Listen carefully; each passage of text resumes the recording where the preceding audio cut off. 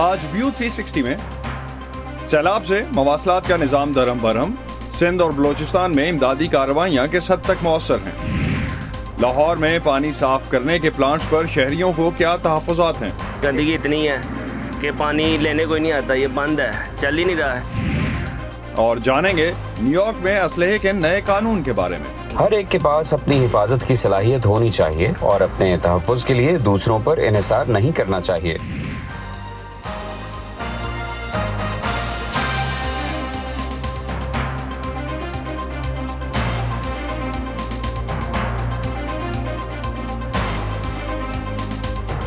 Voice of امریکہ کے Washington studios میں آپ سب کو خوش آمدید۔ آپ دیکھ رہے ہیں پروگرام ویو 360 اور میں ہوں اسد اللہ خالد۔ پاکستان میں بارشوں اور سیلاب سے بے گھر اور متاثرہ افراد کی مشکلات میں مسلسل اضافہ ہو رہا ہے۔ بلوچستان سیلاب سے سب سے زیادہ متاثر ہوا ہے، جہاں تقریباً 1,23,00,000 کی آبادی والے اس صوبے میں 90 لاکھ سے زائد افراد سیلاب سے متاثر ہوئے۔ سڑکیں اور مواصلات کا نظام ان بارشوں کی نظر ہونے سے امدادی کاموں میں بھی مشکلات کا سامنا ہے اور کئی علاقوں میں اب راشن اونٹوں کے ذریعے پہنچایا جا رہا ہے۔ مرتضی ظاہری کوئٹہ سے ہمیں بلوچستان میں سیلاب کے بعد کی صورتحال کے بارے میں بتا رہے ہیں۔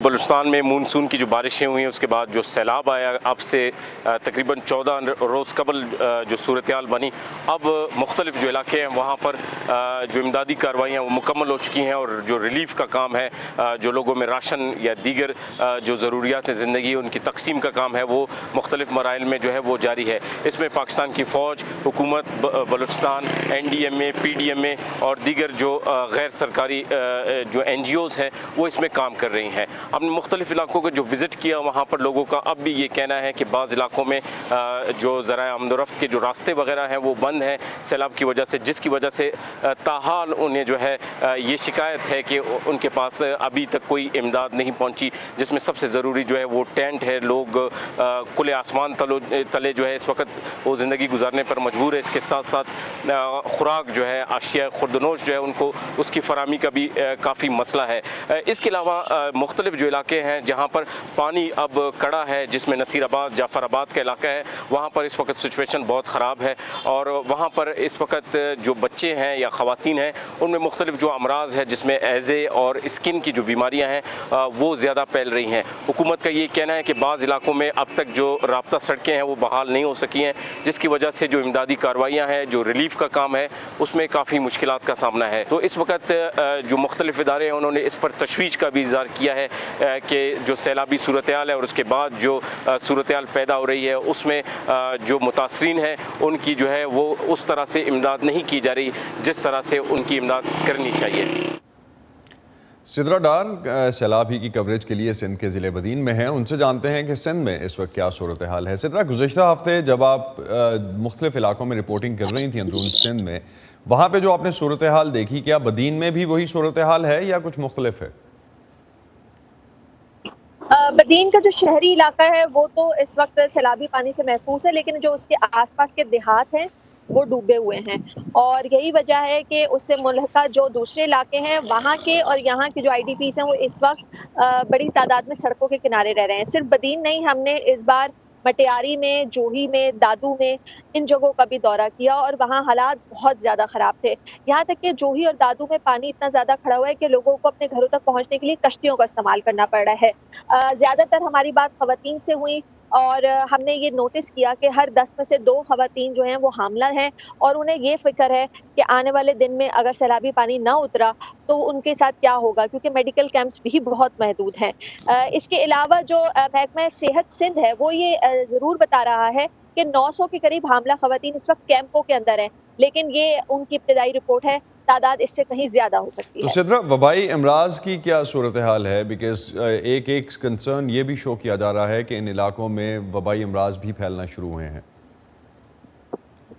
جی، ہمارا میڈیکل کیمپس میں دورہ تھا اور ہم وہاں پر جا رہے تھے کہ صحت کی کیا فیسلٹیز ہیں، تو ہمیں جو راستے میں نظر آ رہے تھے جو بنیادی صحت کے مراکز ہیں ان تک میں پانی کھڑا ہوا ہے، وہاں تو نہیں ہے، لیکن جو باہر سے ٹیمز آ رہی ہیں ان کے پاس اس وقت جو سب سے زیادہ مریضوں کی تعداد ہے ان میں چھوٹے بچے اور خواتین ہیں۔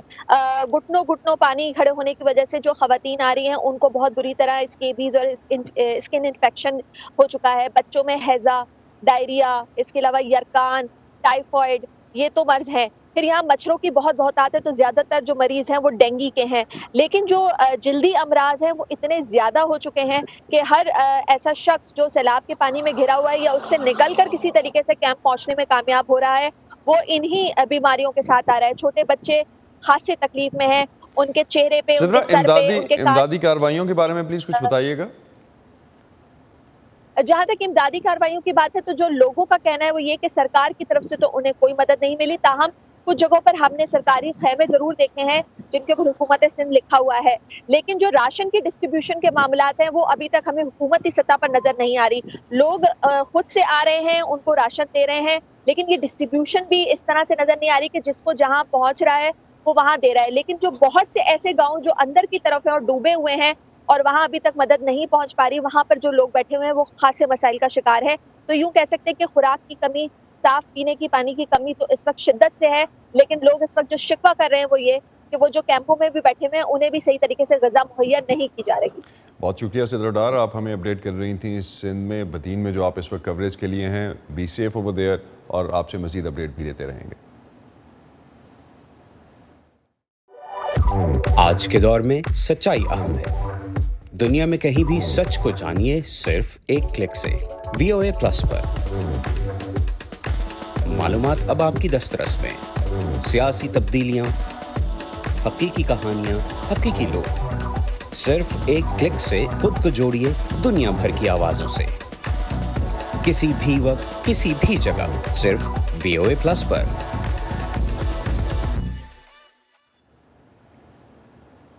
پاکستان میں ایک طرف تو بارشوں اور سیلاب نے تباہی مچا رکھی ہے اور دوسری طرف دریائے راوی ہے جس میں اکثر پانی کی سطح انتہائی کم ہی رہتی ہے، اور جو پانی ہے بھی اس کی آلودگی میں خطرناک حد تک اضافہ ہو رہا ہے۔ اس سے ایک طرف تو آبی حیات متاثر ہو رہی ہے اور زمین کی زرخیزی میں کمی آ رہی ہے، اور دوسری طرف یہ پانی لوگوں میں مختلف طرح کی بیماریوں کی وجہ بھی بن رہا ہے۔ لاہور کے قریب سے گزرنے والے دریائے راوی کے آلودہ پانی کا ماحول اور انسانی زندگیوں پر کیا اثر ہو رہا ہے، جانتے ہیں ضیاء الرحمان سے۔ 41 سالہ محمد منیر خان دریائے راوی کے کنارے آباد بستی تلت پارک کے رہائشی ہیں جو ایک خاص قسم کے مرض میں مبتلا ہیں۔ ان کے مطابق علاقے کے گندے پانی کی وجہ سے ان کے چہرے اور سر پر پھوڑے پھنسیاں نکلی ہوئی ہیں۔ وہ اپنی بیماری کا سبب دریائے راوی کے آلودہ پانی کو سمجھتے ہیں۔ میری حالات یہ دیکھ لیں، یہ صرف دو سال ادھر رہنے سے میری یہ کنڈیشن ہو گئی ہے۔ اس بیماری کا یا نا الرجی کا مطلع ہوں میں، اور باقی گھروں میں بھی بچوں کا یہ عجیب کنڈیشن ہے۔ ہر آدمی کے پیٹ میں درد ہوتا ہے، یہ پانی پی کے کھارا ہوتا ہے، اس کی بدبو بہت زیادہ ہوتی ہے۔ دریائے راوی کے آس پاس کی آبادیوں کے مطابق ان کے علاقوں میں ہیضہ، پیٹ کے امراض اور دیگر بیماریوں کی شرح دوسرے علاقوں کی نسبت زیادہ ہے۔ یہاں کے رہائشیوں کے مطابق کارخانوں کا فضلہ اور گھروں کا گندا پانی دریا میں پھینک دیا جاتا ہے، جس کے باعث ہر تیسرے گھر میں ایک فرد بیمار ہے۔ وہ گندا پانی جو پیچھے سے ٹریٹمنٹ کیے بغیر دریا میں پھینک دیا جاتا ہے، وہ سیدھا پانی ساتھ ساتھ گزرتا ہے اور مٹی کے تھرو اس ایریے میں داخل ہوتا ہے، اور وہی پانی ہمارے لیے امراض کا باعث بنتا ہے۔ بچے بیمار، ہم بیمار، الرجی ہو گئی تھی، پھر ڈاکٹروں کے پاس گئے، پھر ہم نے باہر سے پانی لانا شروع کر دی ہے۔ پاکستان میں ماحولیات کے تحفظ کے لیے قوانین تو موجود ہیں، لیکن متعلقہ ادارے ان قواعد کی خلاف ورزی کرنے والوں کے خلاف کم ہی کوئی کارروائی کرتے ہیں۔ لاہور دنیا بھر کے آلودہ ترین شہروں کی فہرست میں پہلے نمبر پر رہتا ہے، اور اب اسی شہر کے قریب بہنے والا یہ دریائے راوی دنیا بھر کا آلودہ ترین دریا ہے۔ حفاظتی اقدامات نہ کیے گئے تو صورتحال مستقبل قریب میں مزید خراب ہو سکتی ہے۔ اس سال کے اوائل میں یونیورسٹی آف نیو یارک کی ایک تحقیق کے مطابق دریائے راوی میں پیراسیٹامول، کیفین، نکوٹین اور ذیابیطس سمیت دیگر ادویات کی موجودگی کا انکشاف ہوا ہے۔ دنیا بھر کے دریاؤں میں آلودہ پانی سے متعلق وسیع پیمانے پر کی جانے والی یہ تحقیق امریکی جریدے Proceeding National Academy of Science میں شائع ہوئی ہے۔ اس رپورٹ کے مطابق دریائے راوی کا شمار آلودہ ترین دریاؤں میں ہوتا ہے۔ دوسرے آلودہ ترین دریا بولیویا اور ایتھوپیا میں واقع ہیں۔ زیادہ تر ہمارے ضلع لاہور کی انڈسٹری ہے جہاں سے پروسیس واٹر جاتا ہے وہ ہوڈیارہ کے اوپر ہے، اور ان میں سے بھی تقریباً اگر 62 یا 63 ایسی فیکٹریاں ہیں جن میں پروسیس واٹر ہے، تو مور دین 26 کے اوپر ٹریٹمنٹ پلانٹس لگ گئے۔ قائد اعظم انڈسٹری اسٹیٹ ہے، تو وہ ہم کوشش کر رہے ہیں کہ اس انڈسٹری اسٹیٹ کے اندر ایک ٹریٹمنٹ پلانٹ لگ جائے۔ اس طرح سندر ہے، وہاں پہ بھی کمبائن ایفلوئنٹ ٹریٹمنٹ پلانٹ کی بات ہو رہی ہے۔ ماحولیات کے لیے کام کرنے والی غیر سرکاری تنظیم WWF امریکی رپورٹ کو اہم سمجھتے ہوئے کہتی ہے کہ جب تک جانچ پڑتال کے عمل کو مؤثر نہیں بنایا جاتا صورتحال بہتر نہیں ہوگی۔ کہیں بھی نہیں ہوتا کہ آپ کسی بھی جو ایک پولوٹنگ انڈسٹری ہے اس کو چلنے دیں، آپ نے پبلک کا دیکھنا ہوتا ہے۔ دوسری بات آ جاتی ہے گورنمنٹ کے لیول کے اوپر بھی کہ اگر آپ فیسیلیٹیٹ کریں کمبائنڈ ایفلوئنٹ ٹریٹمنٹ پلانٹس جہاں پہ انڈسٹری NUQS کو سٹینڈرڈس کو فالو کرے اور جو باقی جو پانی سارا اکٹھا آتا ہے جس میں سیویج بھی ہے اس کے بعد آپ اس کو ٹریٹ کر کے راوی کے اندر پھینکیں۔ محکمہ ماحولیات کے مطابق ہر روز اوسطاً 1000 کیوسک گندا پانی دریائے راوی میں گرتا ہے جو شہر کے 11 نالوں کے ذریعے اس تک پہنچتا ہے۔ ضیاء الرحمان، وائس آف امریکہ، لاہور۔ پینے کے لیے صاف پانی کا حصول پاکستان میں دن بدن مشکل ہوتا جا رہا ہے۔ لاہور کے واٹر فلٹریشن پلانٹس جو کہ شہریوں کو صاف پانی کی فراہمی کا بڑا ذریعہ ہیں، ان میں سے زیادہ تر بد انتظامی اور مناسب دیکھ بھال نہ ہونے کی وجہ سے بند پڑے ہیں، لیکن کچھ علاقوں میں شہری ان سے ملنے والے پانی کے معیار سے بھی مطمئن نہیں۔ بعض علاقوں میں پلانٹس کے قریب کوڑے کے ڈھیر کی شکایتیں ہیں، جبکہ لاہور شہر میں پانی اور صفائی کے نگران ادارے واسا کا دعویٰ ہے کہ تمام واٹر فلٹریشن پلانٹس ٹھیک حالت میں کام کر رہے ہیں۔ لاہور میں پینے کے مسائل ہیں کیا؟ پانی کے پینے کے مسائل جو ہیں اور اس کے ساتھ ساتھ صاف پانی پہنچانے کا نظام کیسے کام کرتا ہے، سمن خان نے جاننے کی کوشش کی۔ بیگم پورہ لاہور کے علاقے کچی آبادی محمود آباد میں لگے اس واٹر فلٹریشن پلانٹ کا افتتاح 23 مارچ 2021 کو ہوا، لیکن آب پاک اتھارٹی کی جانب سے لگایا گیا یہ پلانٹ 1.5 سال گزرنے کے بعد بھی فعال نہیں ہو سکا۔ گورنر سرور جب تھے اس گورنمنٹ میں PTI کے، تو انہوں نے یہ بنایا تھا یا انہوں نے افتتاح ادھر آ کے کیا، افتتاح کر کے چلے گئے، لیکن اس کے بعد ان لوگوں نے پوچھا نہیں کہ آیا کہ یہ چل رہا ہے کیا نہیں ہے۔ سامنے لائٹ جل رہی ہے، ٹوٹیاں غائب ہیں، ٹوٹیاں لگوا دیں، اس کو چالو کروا دیں تاکہ ادھر آبادی کے لوگوں کے لیے یہ پانی مہیا کر سکے۔ ہم پرانے لوگ کنویں سے پانی نکال کے پیتے رہے ہیں، ہینڈ پمپ سے پیتے رہے ہیں، نلکا کھول کے پیتے رہے ہیں۔ حالات کی مجبوری ہے کیونکہ لوگ بہت زیادہ بیمار ہو رہے ہیں اور نئے سے نئے جراثیم پانی میں شامل ہیں۔ تاج پورہ اسکیم میں لگے چند واٹر پلانٹس کا حال بھی محمود آباد سے مختلف نہیں۔ یہاں کبھی کبھار پانی تو آ جاتا ہے، لیکن پاس لگے کوڑے کے ڈھیر کے باعث رہائشی پانی بھرنے یہاں کا رخ کم ہی کرتے ہیں۔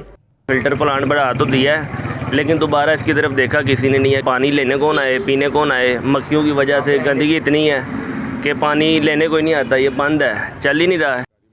انگوری باغ میں لگے پینے کے صاف پانی کے پلانٹس میں سے ایک کے نلکے غائب ہیں تو بعض لوگ پانی کے معیار سے مطمئن نہیں۔ یہاں 8 سال سے پانی صاف کرنے کے نجی پلانٹس چلانے والے حسن کے مطابق وہ ایک دن میں 19 لیٹر کی 400 بوتلیں لوگوں کے گھر پہنچاتے ہیں۔ ان کے مطابق ان کے بڑھتے کاروبار کی وجہ لوگوں کا سرکاری پلانٹس پر عدم اعتماد ہے۔ ہم نے اپنا بور کروایا ہے 1000 فٹ، ہم وہ پانی یوز کرتے ہیں۔ ہم جو ہے کیمیکل یوز کرتے ہیں، وہ بھی ایک ہفتہ بعد ہم چینج کرتے ہیں۔ TDS جو ہے ہمارا 170 آتا ہے۔ فوڈ اتھارٹی نے کہا کہ 100 سے اوپر ہونا TDS چاہیے، اور ہر مہینے میں 2 مہینے بعد وہ فوڈ اتھارٹی آتا ہے، سیمپل لے کے جاتا ہے لیبارٹری میں۔ کچھ افراد مانتے ہیں کہ حکومت کی طرف سے فراہم کی گئی سہولتوں کا خیال رکھنا عوام کی بھی ذمہ داری ہے۔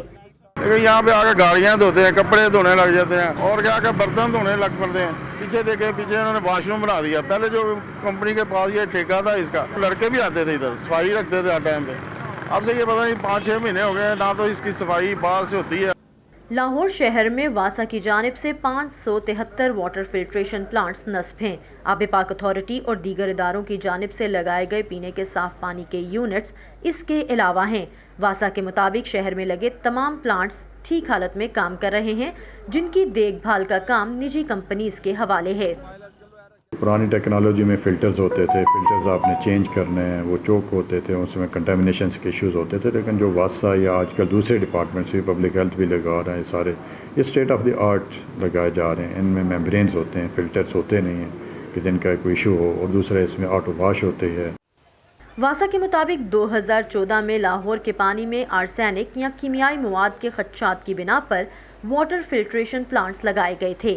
پانی میں ان زہریلے مرکبات کی موجودگی مضر صحت ہے، لیکن اب زیر زمین پانی میں آرسینک کی وقتی تہ ختم ہو چکی ہے، جس کے باعث نئے فلٹریشن پلانٹس فی الحال نہیں لگائے جا رہے۔ لاہور میں کوالٹی بھی ایز پر جو ہمارے نیشنل سٹینڈرڈز ہیں ان کے مطابق اویلیبل ہے. تو ہمارے اس وقت 780,000 کنیکشنز ہیں. تو ہمارے بھی 95% پلس سیمپل فٹ آئے تھے. تو according to WHO guidelines ہیں. اور وہ 95 جو 5% کا کہتے ہیں وہ یہ نہیں ہوتا کہ وہ پرماننٹ ہی 5% لوگ جو ہیں کنٹامینیٹڈ کی سپلائی ان کو ہو رہی ہے، ایسا نہیں ہوتا. سروس لائنز ہیں، لوگ اپنے گھروں کے اندر سے گزر رہی ہیں، پودیوں سے اپنے پر جو ہیں گھر کے اندر ان سے گزار دیتے ہیں، ٹینک صاف نہیں کرتے ہیں جس وجہ سے وہ کنٹامینیشن اس کے فالو اپ میں وہ بھی فٹ ہو جاتے ہیں. ماہرین کے مطابق وقت کے ساتھ لوگوں کی بڑی تعداد کا انحصار فلٹر کے پانی پر بڑھا ہے، اور اگر واسا زیر زمین پانی کو صاف مانتا ہے تو کم از کم پہلے سے نصب واٹر فلٹریشن پلانٹس کی دیکھ بھال کے نظام کو مضبوط بنائے اور ساتھ ہی گھر کی پائپ لائنز اور ٹینکیوں کی صفائی کے پیغام کو عام کرے تاکہ شہریوں کا اعتماد زیر زمین پانی پر ایک بار پھر سے بحال ہو سکے. Saman Khan, Voice of America, Lahore.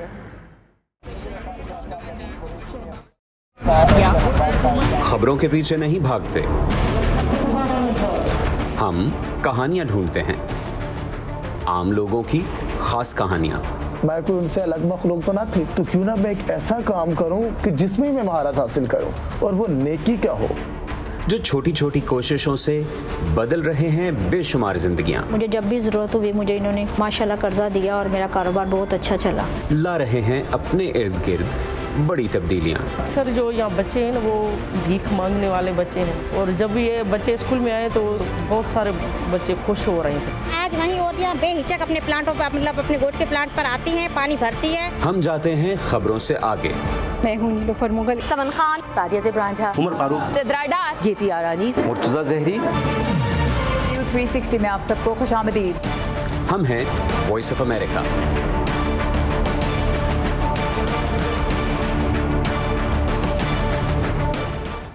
گزشتہ کچھ عرصے میں ہونے والے عوامی جائزے ظاہر کرتے ہیں کہ امریکہ میں دیگر اقلیتوں کی نسبت مسلمانوں کو امتیازی سلوک کا زیادہ سامنا کرنا پڑتا ہے. اس سال مارچ میں اقوام متحدہ نے بھی خبردار کیا تھا کہ مسلم مخالف نفرت وبائی شکل اختیار کر گئی ہے. کل شمالی امریکہ میں مسلمانوں کی سب سے بڑی تنظیم اسنا کے 3 دن چلنے والے 59ویں سالانہ کنونشن میں شرکاء نے امریکہ سمیت پوری دنیا کے مسلمانوں کو اس وقت درپیش مسائل اور اسلاموفوبیا کے حل پر بات کی. وائس آف امریکہ کی رپورٹ. 9/11 کے بعد امریکہ میں مسلمانوں کے خلاف نفرت پر مبنی حملوں اور تعصب میں اضافہ دیکھنے میں آیا، لیکن 20 سال بعد بھی سامنے آنے والے حالیہ جائزے اس میں کمی کے بجائے اضافے کا اشارہ کر رہے ہیں. مسلمانوں پر نہ صرف سرکاری بلکہ روزمرہ کے عام معاملات میں بھی ہونے والے امتیازی سلوک کا امکان دوسرے مذاہب کے مقابلے میں زیادہ ہے.